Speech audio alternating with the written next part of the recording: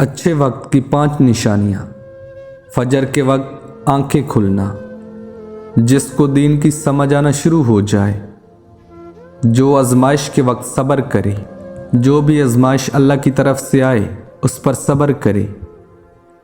चेहरे पर रौनक आने लग जाती है। हज़रत अली ने फरमाया, जब किसी के चेहरे पर रौनक आना शुरू हो जाए तो समझ लो कि अच्छा वक्त आने वाला है।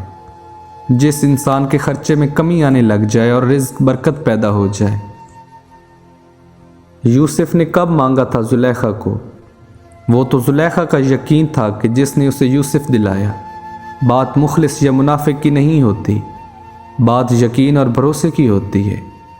तुम यकीन से मांग कर तो देखो, बेशक तुम्हारा रब तकदीर बदलने पर कादिर है।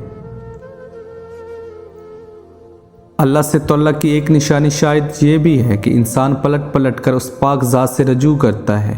गुनाहों से लथड़ा गिरता पड़ता वापस उसी रहमान की चौखट पर आता है।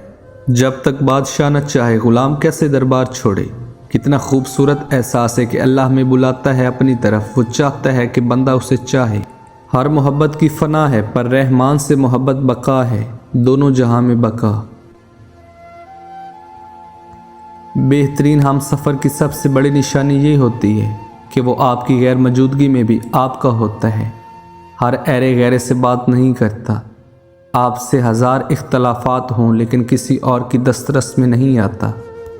किसी और के लिए दस्तयाब तक नहीं होता, लेकिन ऐसा इंसान लाखों में कोई एक ही होता है जो मोहब्बत भी करें और मुखलिस भी रहे। और दुनिया का सबसे खूबसूरत तरीन शख्स वो है जिसे मुश्किल में आवाज़ देना आसान हो, जो आपका मान रखना जानता हो, जो आपको हर मुश्किल में कहे कि कोई बात नहीं, मैं हूं ना, जो आपसे कभी ना थके, जो आपको समझे और आपकी गैर मौजूदगी में भी आपका ही रहे, हमेशा आपका साथ दे। ये नसीब की बात होती है।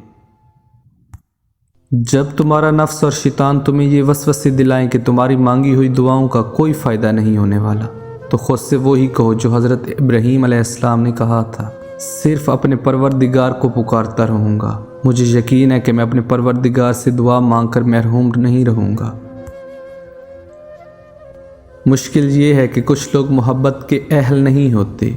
उन्हें अपनी जहानत पर इस कदर मान होता है कि वो दूसरों में कीड़े निकाल कर, किसी और का कद छोटा करके, किसी दूसरे की खूबियों में ख़राबी का पहलू निकाल कर ही अपनी अजमत की किला जगाते हैं। अगर कभी ऐसा लगे कि तुम थक चुके हो और दुआ मांगना भी मुश्किल लगे तो अल्लाह के आगे सिर्फ हाथ फैला लिया करो। तुम्हारे फैले हुए हाथ इस बात का सबूत हैं कि तुम रब कायनात के मोहताज हो, और मेरा रब तो खामोशियों को भी सुन लेता है। जिस्म से ज़्यादा बदबू आना किस चीज़ की अलामत है? जवाब, हराम खाने की। एक बात मेरी हमेशा याद रखना, कभी भी उस इंसान को अपना मत मानना जो उन लोगों से भी बात करता है जिनसे तुम्हारी नहीं बनती।